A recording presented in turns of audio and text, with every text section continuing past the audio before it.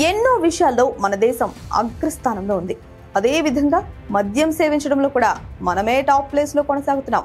వరుసగా మూడోసారి first rank సాధించేశాం. ఆ వివరాలు ఇప్పుడు చూద్దాం. టోటల్ బెవరేజ్ ఆల్కహాల్ వినియోగంలో ఇండియా ప్రపంచంలోని 20 ప్రధాన మార్కెట్లలో నంబర్ 1 గా నిలిచింది. అర్ధవార్షిక ఫలితాలను పరిశీలిస్తే మూడోసారి సైతం మనదే పై చేయింది.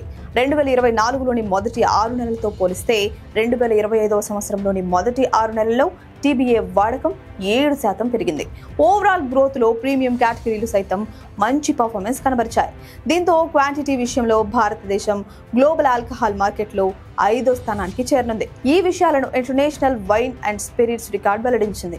2025లోని జనవరి జూన్ మధ్య కాలంలో ఇండియాలో 9 లీటర్ల కేసుల వినియోగం 440 మిలియన్లు దాటిపోయింది. స్పిరిట్ల విభాగంలో ఇండియన్ విస్కీ ఆధిపత్యం చెలాయిస్తోంది.